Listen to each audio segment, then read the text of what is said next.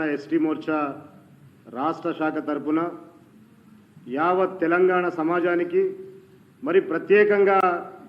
యావత్ తెలంగాణ గిరిజన సమాజానికి అంతా కూడా ఈ నెల 10వ తేదీన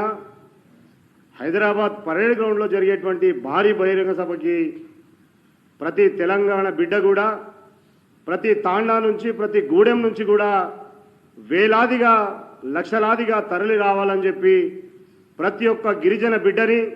ఈ వేదిక ద్వారా గిరిజన మోర్చా రాష్ట్ర శాఖ పక్షాన ప్రతి ఒక్కరిని కూడా పేరు పేరున ఆహ్వానిస్తూ ఉన్నాం.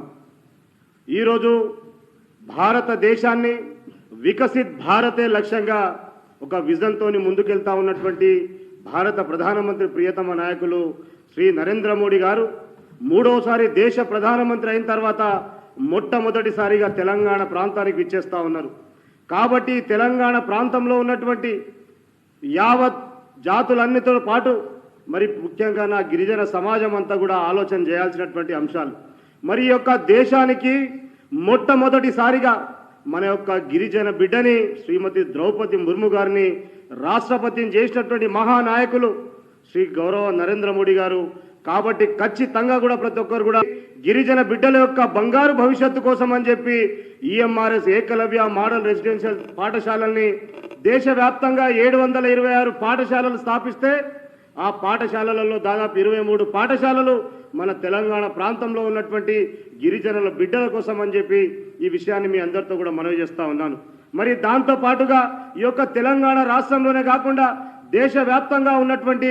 బంజారాల యొక్క ఆరాధ్య దైవమైనటువంటి సద్గురు సంత్ సేవాలాల్ మహారాజ్ గారి యొక్క చిరస్మరణీయమైనటువంటి వారి యొక్క నంగార భవన్ని కూడా ఈరోజు దాదాపు 900 కోట్ల రూపాయలతోని నిర్మాణం చేస్తూ గిరిజనులకు పెద్దపీట వేస్తూ ఉన్నటువంటి మహానుభావులు నరేంద్ర మోడీ గారు అనేటువంటి విషయాన్ని కూడా మనవి చేస్తూ ఉన్నాను. దాంతో పాటుగా ఈ దేశం కోసం ఆయా ప్రాంతాల కోసం పోరాటాలు చేసి అమరులైనటువంటి అసూలు బాసినటువంటి గిరిజన వీరుల యొక్క త్యాగాలను కూడా రాబోయేటువంటి తరాలకు అందించాలనేటువంటి ఒక దృఢమైనటువంటి సంకల్పంతో లక్ష్యంతో ఈ దేశంలో దాదాపు 10 గిరిజనుల యొక్క మ్యూజియంలు ఏర్పాటు చేస్తే మన తెలంగాణ ప్రాంతం నుంచి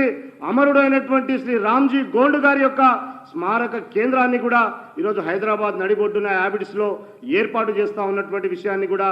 యావత్ సమాజానికి కూడా నేను మనవి చేస్తూ ఉన్నాను. మరి దాంతో పాటుగా ఒకవైపు ఏకలవ్య మోడల్ రెసిడెన్షియల్ స్కూల్స్, మరి రెండొక వైపు ఈ దేశంలోనే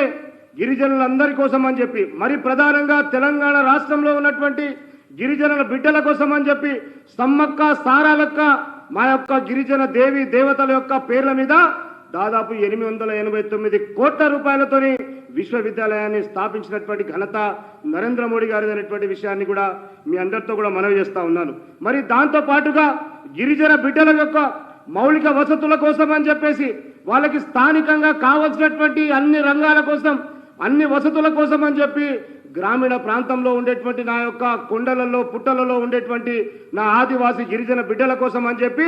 ప్రధానమంత్రి జన్మన్ స్కీమ్ ద్వారా కావచ్చు, ధర్తీ ఆబా యోజన ద్వారా కావచ్చు, దాదాపుగా 1,50,000 కోట్ల రూపాయలు నిధులు కేటాయించినటువంటి ఘనత నరేంద్ర మోడీ గారిది అనేటువంటి విషయాన్ని కూడా మనం చేస్తూ ఉన్నాను. మరి దాంతో పాటుగా ఈ దేశంలో ఉన్నటువంటి గిరిజన బిడ్డల యొక్క వాళ్ళని ఆత్మ గౌరవంగా వాళ్ళు గౌరవించుకునేటువంటి ఒక రోజు ఉండాలనేటువంటి ఆలోచనతోని తొలితర స్వతంత్ర నాయకుడైనటువంటి భగవాన్గా పిలువబడేటువంటి శ్రీ బిర్సా ముండా గారి యొక్క జన్మదినం నవంబర్ 15ని పురస్కరించుకొని ఈ దేశంలో ఉన్నటువంటి ప్రతి గిరిజన బిడ్డ కోసం అని చెప్పి కూడా జనజాతీయ గౌరవ దివస్ పేరు మీద గిరిజనుల యొక్క గౌరవ దినోత్సవంగా దేశవ్యాప్తంగా ఉన్నటువంటి గిరిజన బిడ్డల యొక్క ఆత్మ గౌరవం కాపాడుతూనే గిరిజనులను గౌరవిస్తూ పెద్దపీట వేస్తూ ఉన్నటువంటి నరేంద్ర మోడీ గారికి స్వాగతం పలకడం కోసం తెలంగాణ రాష్ట్రంలో ఉన్నటువంటి నా యొక్క 32 తెగల యొక్క బిడ్డలందరికీ కూడా నేను ఆహ్వానిస్తా ఉన్నాను. ప్రత్యేకంగా మీరందరూ కూడా పాల్గొనాలి, ఆ యొక్క సభని విజయవంతం చేయాలని చెప్పి కూడా ప్రతి ఒక్కరిని కూడా పేరు పేరున విజ్ఞప్తి చేస్తా ఉన్నాను. మరి